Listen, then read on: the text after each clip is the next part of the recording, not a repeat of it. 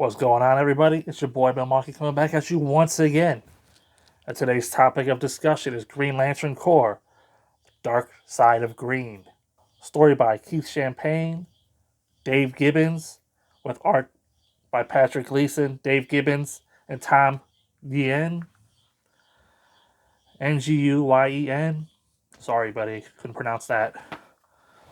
Let's get into it. The story starts off with The Dark Side of Green, which is a story arc by, like I said, Keith Champagne. And focuses on these aliens called the Dominators. They stumble upon this ancient weapon that, if they're allowed to keep using it, they're going to destroy their society as well as probably the universe. So the Guardians of the universe, they send Guy Gardner and a new rookie lantern named Rami to some planet way out on the fringes of space so they could make contact with this guy named Daggle.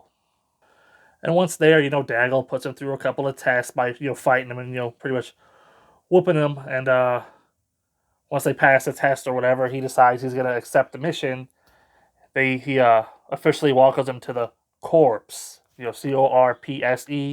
because apparently this is a special unit of the Guardians, it's sort of like a wet squadron where they do wet work. The Green Lanterns aren't allowed to kill, but this special like Black Sector Corps is. So anyway, Daggle gives Rami and Guy a black pill to swallow, and it will act as like the Green Lantern rings were, but they can't wear the rings. So and they get covered in like this venom-like black spacesuit that covers them from head to toe, so they're like invisible. And they go to the homeworld of the Dominators. And while they're there, they run afoul of like the new head honcho and his number one apostle there. They used the ancient weapon to beef themselves up, and they took out like the Dominator console. And they're gonna wreak havoc on Earth. And even though like the venom-like black suits make Guy, Rami, and Daggle invisible, to the naked eye or whatever, these guys are telepaths, so they can read their minds. So of course, they detect that they're there, and they pretty much kill everybody. They kill Guy, wipe his mind, and he's gonna die like a slow, agonizing death. They kill Rami, and it's not clear what happens to Daggle at first, but later on it all comes together. And of course, because Rami just happened to die by that mysterious asteroid weapon that the Dominators found, she merges with it and becomes like a new being. And she goes on to resuscitate Guy and bring him back to life. And they fly to Earth because the Dominator is going to Earth to destroy, Earth. When we cut to Earth, we get a nice little fake out with Darkseid there. Turns out that it was Daggle the whole time because Daggle's species is a shapeshifter. So he actually killed the Dominator's apostle and took his place and tricked the Dominator. And now that Guy and Rami, they're there with Daggle, they team up on him 3-on-1 and defeat the Dominator. And once the Dominator is defeated in the most gruesome fashion, which you gotta check out the book to see how they kill him. Rami, the new being, she erases Guy Gardner's mind, at least of this event, because Guy is no longer allowed to know about the corpse and the wet work squadron that the Guardians have on the side. And if the story sort of ends with Daggle and Rami flying away, saying, "Oh, our work's just beginning" or whatever. And I don't know if we're going to see more of them. Like I said, I never read the Green Lantern Corps novel, graphic novels here that I'm reading now through the first time. So we'll see if they show back up. The next story arc contained within this trade is written by Dave Gibbons, and it starts off with Sora Natu. She's still on Korugar, acting as a rogue doctor, mending the poor, bringing them back to health and stuff. And it turns out in this crowd of poor people that she's helping, there's some fugitives, and Korugar PD show up, and they're like, "Oh, the Lantern's still here," and there's a whole big standoff, and Eoland and Kilowog show up to back up Soranik, who's basically taking on like a whole planet by herself, and she's all like, "No, no, no, don't fight back. You're just gonna make it worse for me. I'm trying to, rewrite history and show that the Lanterns are like peaceful. They can be used for good. They're not just terrorizers like the former Green Lantern was." And but anyway, they end up having to flee because it's just the battle zone just gets too hot, so they fly away.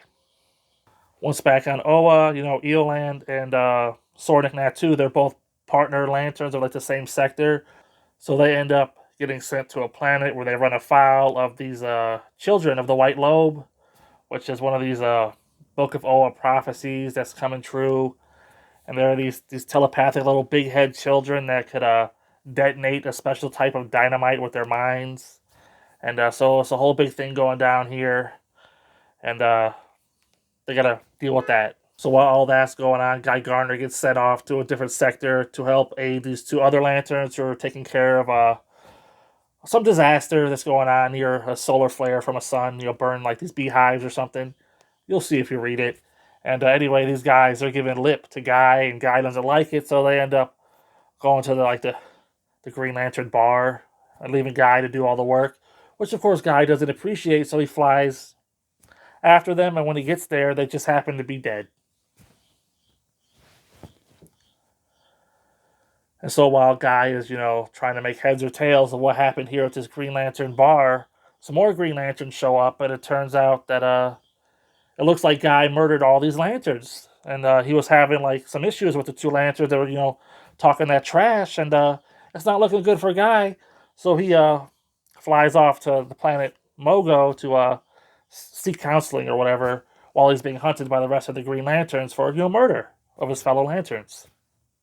So word spreads of what's happening. So everybody, they gather on Mogo, and while they're all there, they're able to like investigate what's going on. And it turns out that Mogo has these like yellow fungal spores that are inhabiting his planet body, and all the lanterns that go there, they become infected, and they become afraid. Essentially, is what happens. And it's just another sign of the Sinestro Corps War approaching. And so Mogo pretty much puts himself into like the path of an asteroid, and the asteroid hits the planet's surface, and it burns away all the fungus, and all's well that ends well. I'm gonna be honest with you guys, didn't really like this volume. The first story, The Darker Side of Green, I couldn't tell if it was one issue too many or one issue too few. I just didn't care for it. It really felt like filler. And the reason why I say that is because once the baton got passed back to Dave Gibbons, it picks up right where the previous volume left off. No mention of this Black Ops mission that Guy went on, but of course Guy's mind was wiped, so he wouldn't remember it anyway.